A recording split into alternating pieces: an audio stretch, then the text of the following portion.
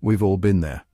The deadline for that important project looms. You know you should be working on it, but instead you find yourself scrolling through social media, reorganizing your desk drawer, or suddenly feeling the urge to bake a cake.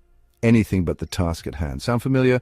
This, my friends, is the procrastination trap. We fall into it time and time again, knowing it only leads to stress and regret. So why do we do it? And more importantly, how can we break free? The truth is, procrastination isn't about laziness or poor time management, as many believe. It's a complex interplay of emotions, motivations, and even our brain chemistry. Understanding these underlying factors is the first step to reclaiming control of our time and productivity. Procrastination, at its core, is a way of coping with difficult emotions. When faced with a challenging or overwhelming task, we often experience anxiety, fear of failure, or boredom. Our brains, hardwired to seek pleasure and avoid pain, naturally gravitate towards activities that provide instant gratification, even if they're ultimately unproductive. This brings us to the brain's reward system. When we engage in enjoyable activities, our brains release dopamine, a neurotransmitter associated with pleasure and motivation. Short-term distractions, like checking emails or scrolling through social media, trigger this dopamine release, creating a fleeting sense of reward. Unfortunately, this reinforces the cycle of procrastination, training our brains to choose instant gratification over long-term fulfillment. However, understanding the science behind procrastination empowers us to develop effective strategies for overcoming it. By recognizing the emotional triggers and the allure of short-term rewards, we can start to rewire our habits and make progress towards our goals.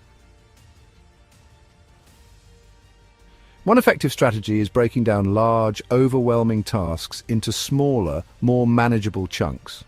This not only makes the task seem less daunting, but also provides a sense of accomplishment as we complete each step. Remember, even small steps forward contribute to significant progress over time. Another powerful tool is the 2-minute rule. When faced with a task you're inclined to procrastinate on, commit to working on it for just 2 minutes. Often, overcoming that initial resistance is all it takes to build momentum. Once you're engaged, you'll likely find yourself continuing far beyond the 2-minute mark. Perhaps most importantly, practice self-compassion. We all procrastinate sometimes. It's part of being human. Instead of berating yourself for past procrastination, focus on implementing strategies for the future. Acknowledge your efforts, celebrate small victories, and remember that progress, not perfection, is the ultimate goal. By adopting these practical techniques and cultivating a growth mindset, we can break free from the procrastination trap and unlock our true potential. To further enhance your productivity, consider incorporating proven time management techniques into your routine. The Eisenhower matrix, for example, helps you prioritize tasks based on urgency and importance.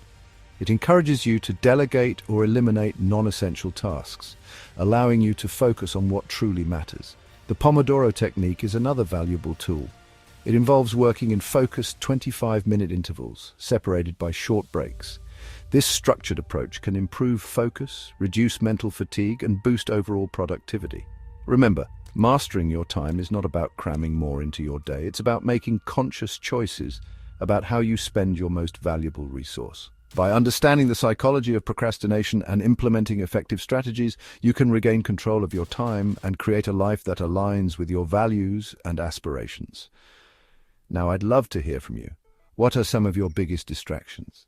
Share your productivity hacks and tips in the comments below. Let's learn from each other and conquer procrastination together.